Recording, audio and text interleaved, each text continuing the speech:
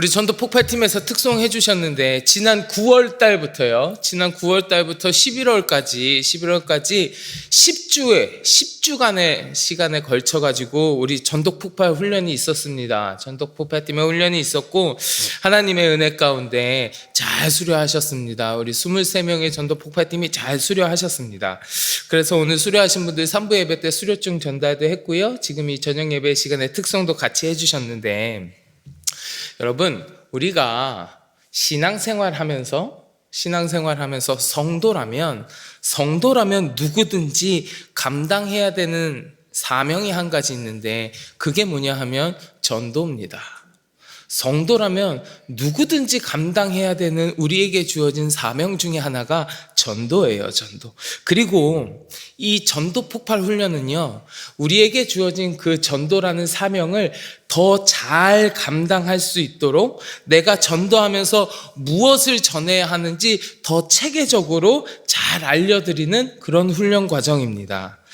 우리가 전도할 때 누군가를 만나서 전도할 때 여러 가지 이야기를 해요. 여러 가지 이야기를 하는데 그 중에서 꼭 전해야 하는 이야기가 무엇이겠습니까? 우리가 누군가에게 전도할 때에 가장 핵심적인 내용, 꼭 이야기해야 되는 내용은 뭐냐 하면 복음이에요.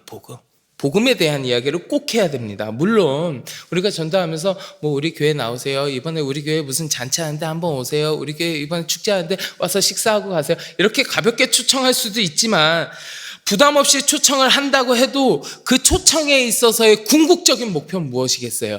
그 사람에게 복음을 전하고 그 사람이 예수 그리스도를 영접하는 것, 그것이 그 사람을 초청하는 궁극적인 목적 아니겠습니까? 그러니 결국에는 이 복음에 관하여서, 그 복음에 관하여서 우리가 잘 전해야 될 텐데, 전도 폭발 훈련이 그 복음을 잘 전하실 수 있도록 도와드리는 겁니다. 근데 그것뿐만이 아니라 이 모이는 시간이 진짜 행복해요. 너무 즐겁고 행복해요. 그죠? 네, 고맙습니다.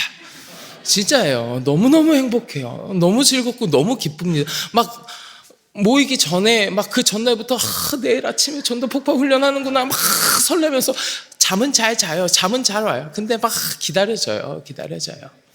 그렇게 즐겁고 행복한 전도 폭발 훈련, 아쉽게도 이번 기수는 끝났지만 다음 기수가 또 기다리고 있습니다. 내년에. 여러분, 이 자리에 계신 성도 여러분들 가운데에도 전도 폭발 훈련에 관심 가져주시고 기도해 주시고 꼭 참여해 주시기를 권면드립니다. 못할 이유는 수만 가지가 있지만 그 수만 가지를 제치고 참여하면 비교할 수 없는 은혜가 우리에게 쏟아집니다. 제가 꼭 약속드릴 테니 다음 기수에 어떻게든 한번 참여해 보세요.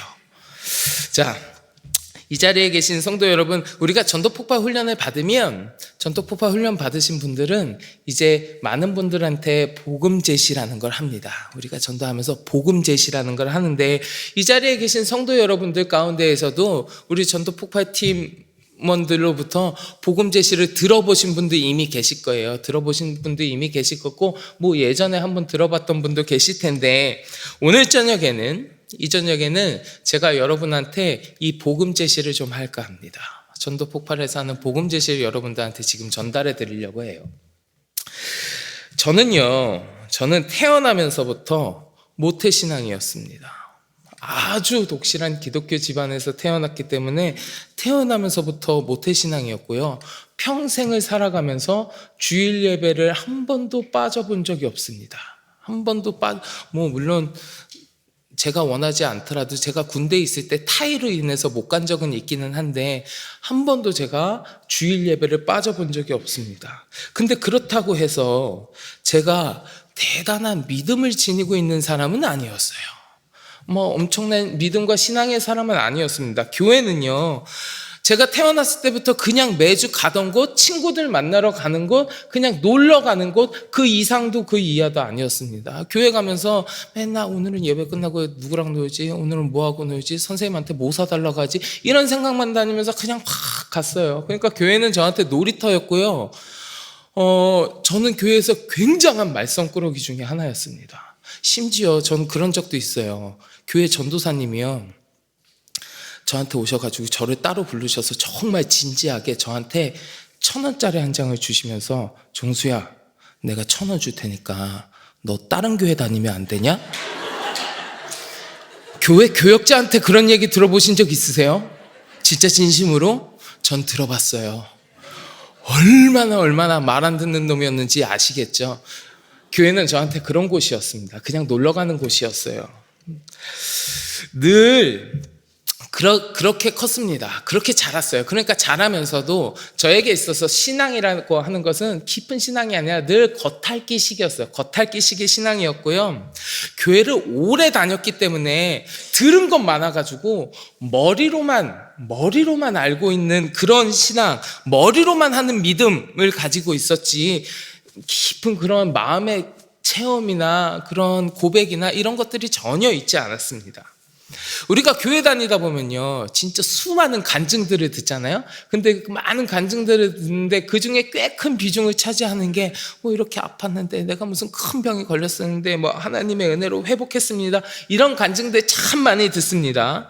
그 와중에 제 뇌리 속에 크게 자리 잡은 간증이 하나 있었는데, 어떤 권사님이 암에 걸려가지고 시한부 선고를 받으셨었는데, 그 죽음을 눈앞에 두고 하나님 앞에 막 기도하다가 어느 날 하나님을 만났다는 거예요, 자기가. 그래서 그 암이 정말 고침받았다고, 깨끗하게 고침받았다는 간증을 하신 걸 들었었는데, 제 뇌리에 박혀있던 그 간증하고 날라리 갔던 저의 신앙하고 이게 합쳐지니까 제가 무슨 이야기를 하고 다녔냐면, 나 큰 병에 걸려도 좋으니까 하나님 한번 만나봤으면 좋겠네, 이런 시건방을 떨고 다녔어요, 제가.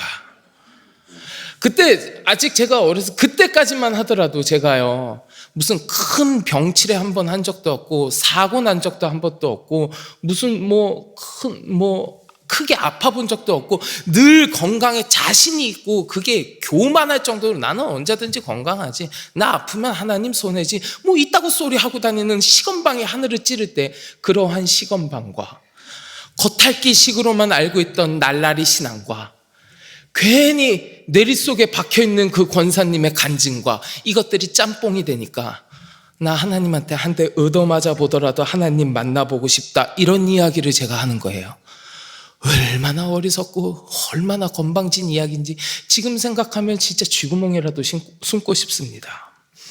그렇게 교만이 하늘을 찌르는 그런 이야기를 하고 다니다가 그러던 어느 날 하나님께서 정말 저의 그런 시건방을 제대로 건드리시는데, 아무런 예고 없이 아무런 전조 증상 없이 어느 날 정말 갑자기요, 아침부터 아파서 이것도 아니에요, 어느 날 갑자기 제가 죽기 직전까지 갑니다. 목숨의 위협을 당해요.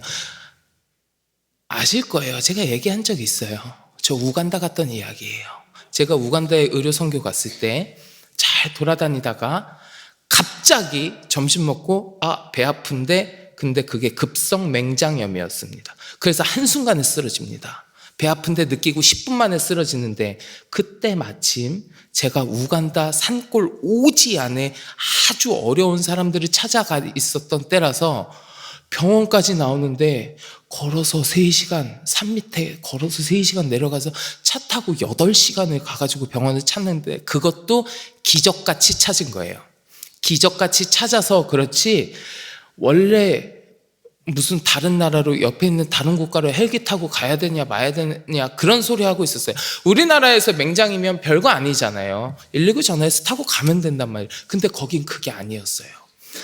그 급성 맹장염에서 그때 제가 너무 아파서 그러고 있는데, 거기 있는 현지인들하고 선교사님들하고 어떻게든 빨리 병원 찾아야 된다고. 왜냐, 우간다는 의료가 그렇게 발달한 나라가 아니잖아요. 그래서 만약에 그 맹장이 터지면, 우리나라에서 터지면 복막염이 돼서 복막염이라도 우린 큰 병원 가서 수술을 하면 되는데, 거기서 터지면 10의 9은 꼭 죽는다는 거예요. 그게 안 된대요. 복막염을 수술할 수 있는 그런 곳이 없대요. 그래서 터지면 죽는다는 건데, 급성 맹장염으로 제가 너무 아파서 기절도 2번 하고, 아무튼 스토리 길어요. 그러니까 막 눈앞에서 저는 너무 아파서 그러고 있는데, 그 의사 선생님이나 선교사들이나 빨리 병원 찾지 않아서 만약에 터지면 이 사람 죽습니다라는 소리를 눈앞에 제가 듣고 있잖아요. 그러니까 그때부터 진짜 무서운 거예요. 내가 정말 여기서 죽을 수도 있고, 나 우간다 아는 사람 한 명도 없는데 이 나라가 뭐라고, 이게 뭐라고. 사실 저 우간다 갔던 것도 약간 등 떠밀려 갔단 말이에요. 이게 뭐라고, 내가 여기까지 와갖고 아프리카 땅까지 와갖고 여기서 내가 죽으면 어떡하나, 막 온갖 걱정을 다 하는데, 어쨌든 결과적으로 다 아시겠지만 정말 하나님의 역사하심으로 기적적으로 병원을 찾고 의사를 만나서 수술을 하고 깨났죠. 그래서 목숨을 건졌죠. 자, 그렇게 수술을 하고 목숨을 건진 상태에서 병원 침대에 혼자 누워 있었는데, 그때 제 마음 가운데 하나님이 진짜 만나주시면서 이야기하는데, 그때 제 마음에 확 들어온 하나님의 이야기가 뭐였냐면, 이제 알겠니? 였어요. 이제 알겠니? 제가 시건방 떨었던 걸 한순간에 때리시면서 이제 알겠느냐고. 근데요, 그 이제 알겠느냐는 그 하나님의 주시는 마음을 제가 확 깨달으면서, 그 순간에 제가 진짜로 하나님을 다시 만나면서 어떠한 생각이 들었냐 하면, 나는 이때까지 머리로만 하나님을 알고 있었구나. 나는 진짜 하나님을 믿는 게 아니었구나. 그런데 그렇게 하나님께서 만지시고 나니까 그때부터 하나님을 머리로 아는 게 아니라 제 마음으로 믿어지기 시작하는 거예요. 그러면서 이때까지 제가 머리로 알고 있던 이야기도 마음으로 믿어지기 시작하는 겁니다. 예수님께서 오셨다는 거, 십자가를 지셨다는 거, 우리를 구원해 주셨다는 거, 우리에게 영생을 주신다는 거, 내가 구원받아서 하나님 나라에 갈 수 있다는 그 복음의 소식들이 그제서야 제가 믿어지기 시작하는 거예요. 그 전까지는 제가 알고 있던 이야기였어요. 근데 그때부터 하나님의 만지심을 제가 느끼고 나서부터는 믿어지기 시작하는 겁니다. 우리 성도 여러분들 중에서도 아직 믿음이 아니라 아는 지식에 머물러 있는 분도 계실 수 있어요.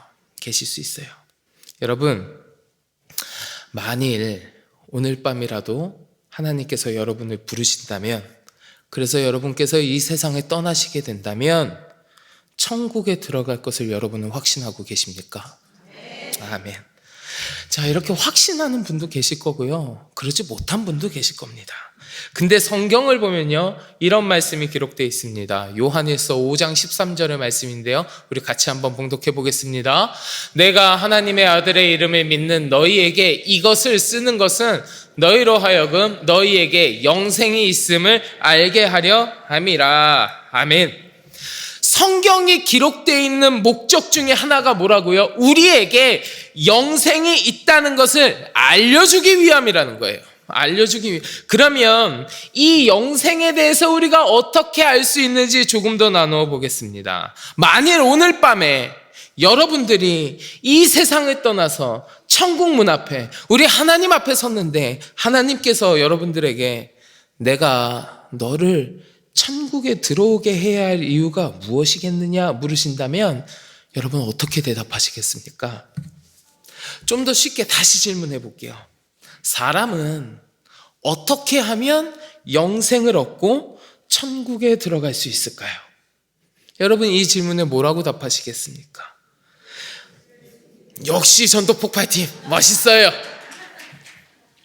실제로 이 질문을 드리잖아요. 사람이 어떻게 영생을 얻고 어떻게 천국에 들어갈 수 있겠습니까? 이 질문을 드리면 정말 여러 유형들의 대답들이 나옵니다. 여러 유형들이 나와요. 천국에 갈 자신이 없다. 나는 천국 못 갈 것 같아. 이런 분도 계시고요.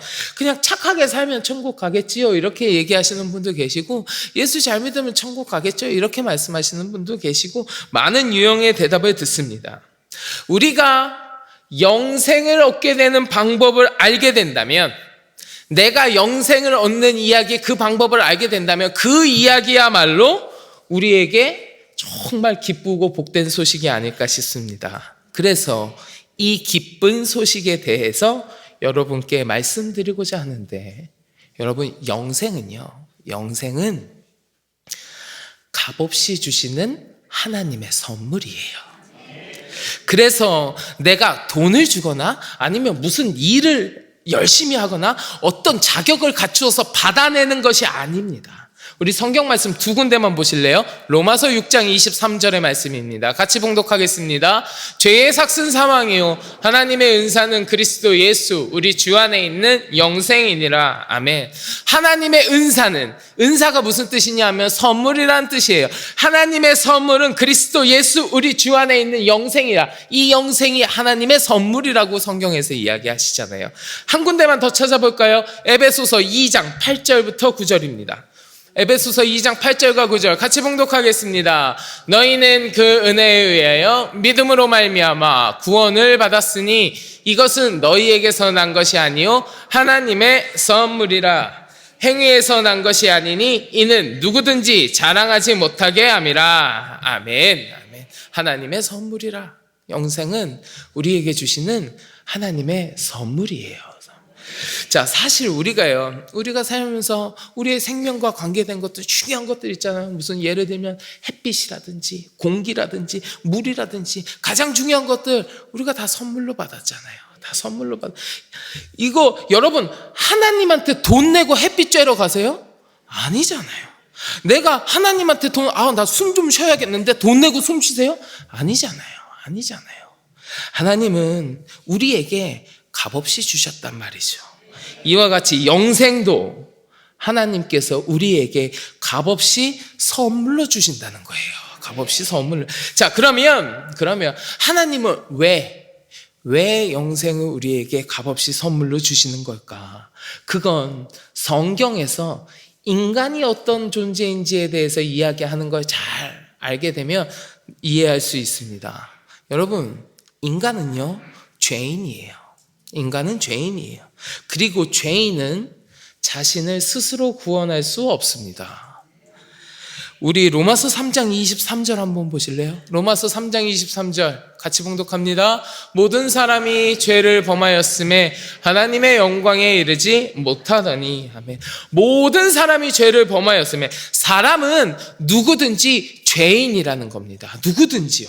성경에서 그러면 이 죄에 대해서 어떻게 이야기하냐? 우리는 다 죄인인데, 죄를 갖고 있는 죄인인데 성경에서 이 죄를 어떻게 이야기하느냐? 크게 세 가지로 나누어서 이야기합니다. 첫째, 강도나 살인이나 도적질이나 간음이나 이런 것처럼 하지 말아야 할 것을 하는 것이 죄다. 둘째, 부모 공경이나 이웃사랑처럼 해야 될 것을 하지 않는 것도 죄다. 셋째, 교만이나 정욕이나 미움이나 탐심이나 시기나 질투나 거짓말처럼 나쁜 마음이나 나쁜 생각을 갖고 있는 것도 죄다. 성경에서는 죄에 대해서 이렇게 이야기합니다. 그리고 무엇보다도 하나님을 하나님으로 믿지 않는 것이 가장 큰 죄라고 성경에서는 이야기하고 있습니다. 그러면 여러분, 이런 기준으로 보시면 죄가 이런 건데, 하지 말아야 할 것을 하는 것도 죄, 해야 할 것을 안 하는 것도 죄, 나쁜 마음이나 나쁜 생각을 품는 것도 죄, 하나님을 믿지 않는 건 진짜 큰 죄. 성경에서 이야기하는 죄가 이런 것들인데, 이런 것을 이 성경에서 이야기하는 죄를 기준으로 본다면 여러분, 하루에 몇 번 정도 죄를 지으면서 산다고 생각하십니까? 모르긴 몰라도 우리는 하루에 엄청 많은 죄를 지으면서 살아가지 않을까 싶습니다. 성경의 기준으로 볼 때 어떤 사람이 하루에 3번의 죄를 짓는다고, 나쁜 생각 품는 거 한 3번쯤 못된 생각해가지고 거짓말도 한 번 하고 해서 한 3번쯤 죄를 짓는다고 생각해 보면, 사실 실제로 만약에 그런 사람이 있으면, 하루에 3번 정도밖에 죄를 안 짓는 사람이 있으면 이 사람은 주위 사람들한테 법 없이도 살 사람이야, 저 사람은 정말 천사 같은 사람이야, 이런 이야기를 듣는 사람일 겁니다. 그러나 그런 이야기를 듣는 사람이라고 할지라도 하루에 3번 죄를 지으면 1년이면 1000번이 넘고요, 평생 살면서 몇만 번의 죄를 짓게 되는 거예요. 그래서 이 세상에서 자신은 죄인이 아니라고, 자신은 스스로 의롭다고 이야기할 수 있는 사람은 아무도 없다는 겁니다. 아무도 없어요. 그렇다면 우리 사람은 이렇게 모두가 죄인인데 어떻게 영생을 선물로 받을 수 있을까? 이 죄인이 어떻게 영생을 선물로 받을 수 있을까? 이것 또한 성경에서 이야기하는 우리 하나님에 관한 말씀을 좀 살펴보면 이해할 수 있어요. 성경에서 하나님은요, 자비로우시고 사랑의 하나님이라고 이야기합니다. 요한일서 4장 8절 보실래요? 요한일서 4장 8절 우리 같이 봉독합니다. 사랑하지 아니하는 자는 하나님을 알지 못하나니 이는 하나님은 사랑이심이라. 아멘. 하나님은 사랑의 하나님이라는 거예요. 근데 그러면서도 동시에 하나님은 의로우시고 공의로우신 하나님이시기 때문에 반드시 우리의 죄를 벌하시는 분이라고도 이야기합니다. 출애굽기 34장 7절에 나오거든요. 우리 같이 한번 봉독하겠습니다.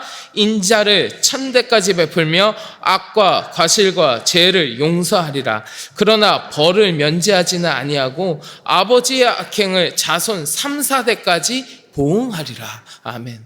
하나님은 사랑의 하나님이시자 동시에 공의로우신 하나님이라고 성경에서는 이야기해요. 예전에 러시아에서 전쟁이 있었답니다. 전쟁이 있었는데 그때 전쟁 가운데 있으니까 뭐 당연히 식량이 부족했겠죠. 식량이 부족했는데 누가 병사들의 그 부족한 식량을 자꾸 훔쳐갔대요. 그래서 그 군대의 지휘관이 이제 누가 자꾸 식량 훔쳐가니까 화가 나갖고 이야기하는 거죠. 누구든지 식량을 훔쳐가다가 잡히면 아주 끔찍한 채찍질을 하겠다. 아주 선언을 했습니다. 그리고 얼마 후에 그렇게 막 식량을 훔쳐가는 사람이 딱 잡혔는데 잡고 보니까 그게 누구냐면 그 지휘관의 어머니였어요. 그 지휘관의 어머니. 그러니까 그때부터 이 지휘관이 딜레마에 빠지는 겁니다. 연로하신 이 어머니를 자기가 이야기한 대로 채찍질을 하자니 돌아가실 것 같고, 그렇다고 자기 어머니라고 그냥 용서하고 모른 척하고 넘어가자니 자기가 한 이야기가 있어서 병사들의 군기에 문제가 있을 것 같고 막 고민을 합니다. 고민을 하다가 이 지휘관이 어떻게 했냐면 그의 어머니 앞에서 병사들을 불러 모아놓고 자기의 겉옷을 벗었습니다. 겉옷을 벗고 부하들에게 명령하기를 어머니 대신 나에게 채찍질을 해라. 내가 대신 맞겠다. 그리고 그 채찍에 맞았다는 거예요. 그는 어머니 대신에 채찍에 맞음으로 어머니를 향한 그의 사랑을 실천하면서 동시에 죄인을 처벌하는 공의로움도 실천했던 거죠. 이 지휘관이 행한 것처럼 자비로우시면서도 공의로우신 우리 하나님은 우리의 죄의 문제를 예수 그리스도를 통하여 단번에 해결하십니다. 자, 그러면 우리의 죄의 문제를 단번에 해결하신 그 예수 그리스도는 어떤 분이냐? 예수 그리스도는요, 참 하나님이신 동시에 참 인간이십니다. 그리고 예수 그리스도는 우리에게 영생을 선물로 주기 위하여 십자가에서 죽으심으로 우리의 죄값을 대신 치르시고 부활하신 분이세요. 자, 만약에 이 책이요, 여러분, 이 책에 제가 지금 태어나서 이때까지 살면서 제가 행했던 모든 생각과 모든 행동과 모든 죄들과 모든 말들이 낱낱이 기록되어 있는 책이라고 한번 생각해 보겠습니다. 성경에서는 어느 날 이 책이요, 하나님 앞에 이렇게 펼쳐진다고. 하나님이 펼쳐지고 저의 모든 것들을 보시겠죠. 그리고 제가 행한 대로 심판받을 것이라고 성경에서는 이야기합니다. 그때 가장 문제가 되는 건 뭐냐면 이 책에 기록되어져 있는 저의 죄예요. 저의 죄. 하나님은 사랑의 하나님이시고 또 저를 사랑하시기 때문에 저를 벌하실 수도 없고, 그런데 한편으로는 하나님은 의로우신 하나님이시기 때문에 벌하셔야만 하는 그런 하나님이시잖아요. 이 문제를 해결하시기 위해서 하나님은 그의 사랑하는 예수 그리스도를 이 세상에 보내신 거예요. 이 세상. 그래서 성경에 기록되어 있습니다. 우리는 다 양 같아서 그릇 행하여 각기 제 갈 길로 갔거늘 여호와께서는 우리의 모든 죄악을 그에게 담당시키셨도다. 우리 이사야 53장 6절의 말씀 같이 한번 봉독하겠습니다. 우리는 다 양 같아서 그릇 행하여 각기 제 길로 갔거늘 여호와께서는 우리 모두의 죄악을 그에게 담당시키셨도다. 아멘. 하나님이 미워하시는 저의 모든 죄가 예수 그리스도께, 하나님의 아들 그 예수 그리스도께 옮겨졌다는 거예요. 예수 그리스도는 그 자신의 몸으로 우리의 모든 죄값을 치르시기 위하여 친히 십자가에 달려 돌아가셨습니다. 십자가 위에서 우리의 죄값을 치르시고 예수님은 다 이루었다라고 말씀하기도 하셨어요. 범죄한 우리의 모든 죄값을 예수 그리스도께서 대신 갚아주신 거예요. 그리고 예수 그리스도는 우리의 모든 죄값을 치르신 후에 사흘 만에 부활하셨고 우리에게 영생을 선물로 주신 거예요. 지금도 우리 예수님은 우리에게 영생을 선물로 주시고자 하고 계세요. 지금도 똑같습니다. 그러면 우리가 이 영생의 선물을 어떻게 받을 수 있는가? 이 영생의 선물은 오직 예수 그리스도를 믿음으로 받습니다. 그런데요, 여러분, 여기서 중요한 사실이 한 가지 더 있어요. 중요한 사실이 한 가지. 영생의 선물을 받는, 내가 영생을 선물로 받을 수 있는 예수 그리스도를 향한 믿음은 그냥 믿음이 아니라는 거예요. 그냥 믿음이 아니라는 거예요. 내가 믿음이라고 이야기했던 것이 단순히 지식적으로 동의하는 거, 그냥 내가 알고 있는 거, 아니면 일시적으로, 아니면 현세적으로 믿는 그런 믿음이라면 그것은 구원받는 믿음이 아닙니다. 우리가 영생을 선물로 받을 수 있는 구원받는 믿음은 오직 예수 그리스도를 온전히 신뢰하는 참된 믿음이에요. 우리 사도행전 16장 31절 한번 보실래요? 16장 31절 봉독하겠습니다. 이르되 주 예수를 믿으라. 그리하면 너와 내 집이 구원을 받으리라 하고. 자, 그러면 구원받는 참된 믿음, 그 참된 믿음이란 무엇일까? 여러분, 제가 예를 들어서 한번 설명해 볼게요. 여러분 지금 어디 앉아 계십니까? 정확해요. 저는 혹시나 예배당이요라고 대답할까 봐 걱정했는데, 여러분 지금 다 의자 위에 앉아 계시잖아요. 의자에. 자, 지금 여러분들의 엉덩이 밑에 의자가 있다는 사실 우리가 다 알고 있고 거기에 앉아 있습니다. 근데 만약에 그 자리에 의자가 있다는 거 우리가 알고는 있는데 그 의자에 앉지 않고 그냥 그 의자 옆에 서서 그 의자를 쳐다보고 있으면 그 의자가 우리에게 있어서 무슨 소용이 있겠습니까? 없는 거나 마찬가지죠. 내가 옆에 서서 쳐다만 보면 그게 나에게 무슨 소용이 있겠어요? 만약에 이 의자가 우리 예수님이라고 가정해 보겠습니다. 내가 의자에 앉으면 서 있는 것보다 편하다는 거 알아요. 알면서도 그 의자를 바라보기만 하고 옆에 서 있으면 그 의자가 나를 편안하게 만들어줄 수 없잖아요. 없는 것이나 다름이 없죠. 마찬가지로 예수 그리스도가 구원자 되신다라는 그 사실을 우리가 머리로만 알고 내가 지식으로만 알고 그 예수님을 신뢰하지 않는다면 그 믿음은 단순히 그냥 내가 아는 믿음, 나의 지식적인 동의에 불과하지 우리 자신을 구원하는 믿음이 아니라는 거예요. 또 만약에 여러분, 우리가 무슨 무거운 짐을 들고 있었어요. 근데 그 짐을 의자에 내려놨어요. 그 짐을 의자에 내려놨는데 짐은 의자에 내려놓고 여전히 의자 옆에 서서 그냥 그 의자를 쳐다보고 있으면 그 의자는 내 짐을, 나의 무거움을 일시적으로 덜어주기는 했어요. 일시적으로 덜어주긴 했지만 내가 계속 불편하게 서 있는 건 마찬가지란 말이에요. 마찬가지.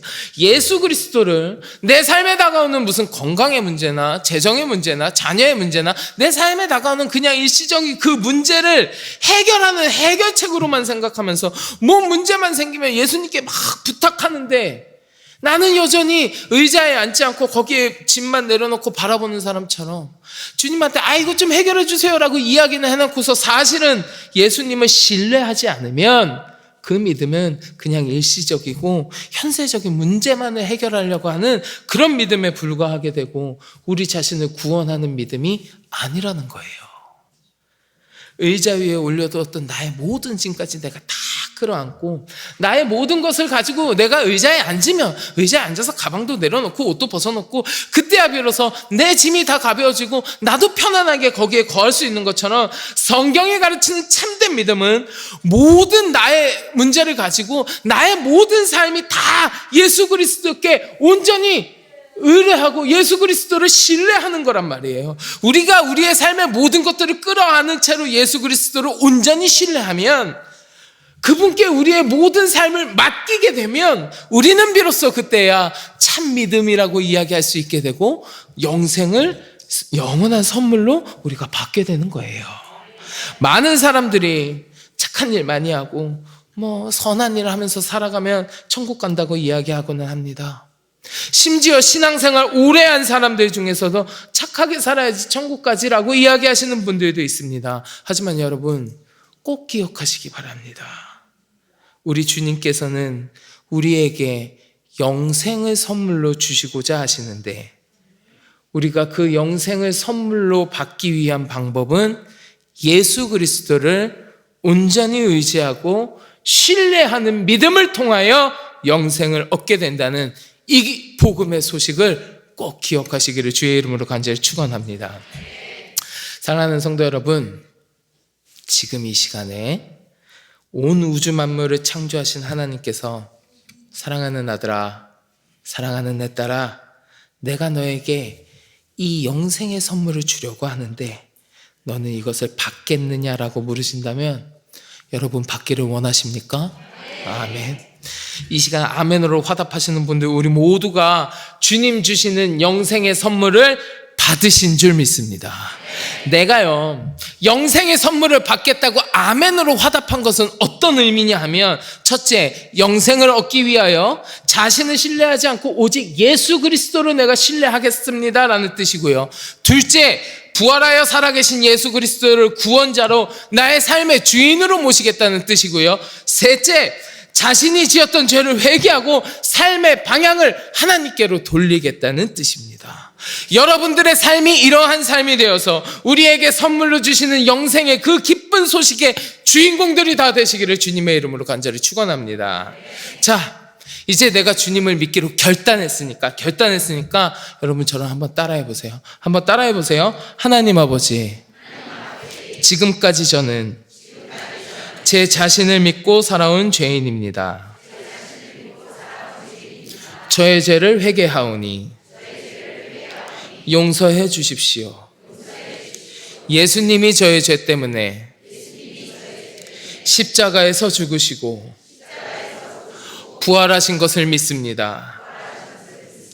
지금 이 시간 제 마음의 문을 엽니다. 예수님이 제 마음에 들어오셔서 저의 구원자와 삶의 주인이 되어 주십시오. 이제부터 제가 하나님 앞에 설 때까지 저의 삶을 인도해 주십시오. 아멘. 자, 여러분들의 이 귀한 결단을 우리 하나님께서 들으신 줄 믿습니다.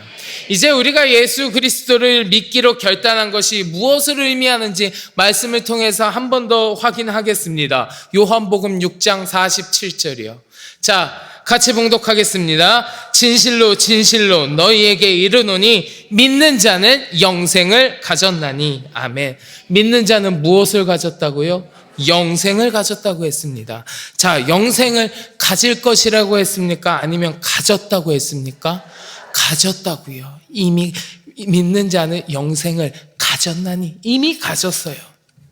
이제 이 말씀 가운데 너희와 또 믿는 자 할 때 그 자에 자신의 이름을 넣고 한번 봉독해 봤으면 좋겠습니다. 우리 한번 띄워 주실래요?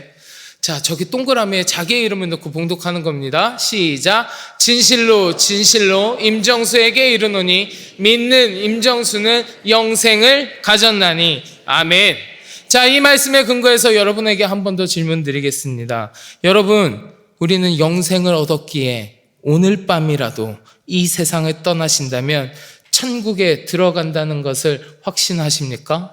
아멘. 이 말씀에 근거해서 여러분은 천국에 들어갈 수 있는 이유가 예수 그리스도를 믿기 때문이라는 것을 확신하십니까?